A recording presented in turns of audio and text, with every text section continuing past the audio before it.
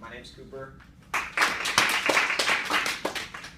many people have ever had the wind completely knocked out of them before? Not a good feeling. So the feeling of not being able to breathe is something that just scares a lot of people.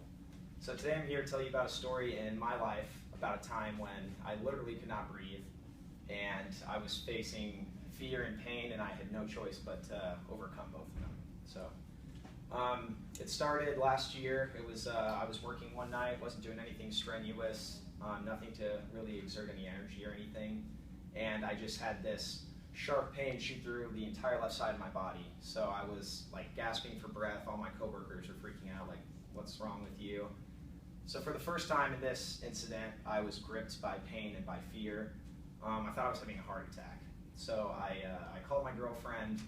I didn't want to call the police or the ambulance right away, so she came and picked me up. We ended up going straight to Tempe St. Luke's Hospital, checked me into the emergency room where they checked my vitals, ran some tests on me, and they said I wasn't having a heart attack and that they were going to do a final x-ray before letting me go, and they said I'd probably just be on my way. So I was, at that point, I had some relief from the pain and the fear I was feeling. I was just kind of hanging out in the emergency room, and then the doctor comes back in after the final x-ray and said, so you're not having a heart attack, but your left lung is completely collapsed.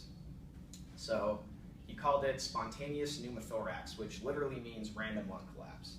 So I was smoking a lot at the time, and I told the doctor that, and he said obviously that doesn't help and it's bad for your lungs when you're breathing, but that's not why this happened. He couldn't attribute it to anything other than the fact that it was just a random lung collapse, and I guess that's something that happens to people. So he then went on to tell me that I was going to have to stay the night in the hospital and that I was going to need a tube put in through my chest and fed into my lung to inflate it so that I could breathe through the night, and my breathing just wouldn't stop. So I don't know about you guys, but I'm terrified of hospitals. I absolutely hate hospitals. I don't know if it's too many scary movies or what. I just don't like hospitals. So it was bad enough that I had to spend the night there, and it just made it 1,000 times worse that I was going to need a tube in my lungs so that I could breathe. So I was, again, just kind of gripped with fear and with pain, and I'm kind of just waiting for this procedure to happen. And a couple nurses came up to me, two different nurses at two separate times actually, and they both said, hey, we don't want to BS with you or anything, but this is one of the most painful procedures that we can do, basically. So I'm sitting there and I'm just like, great, this is an awesome night.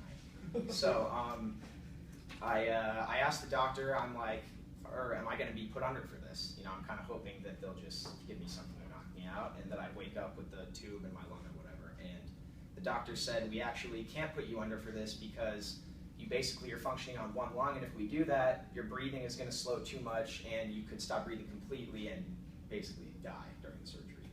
So I was like, yeah, don't put me under then. So they gave me some numbing medication, and I kind of just was like, all right, well, let's just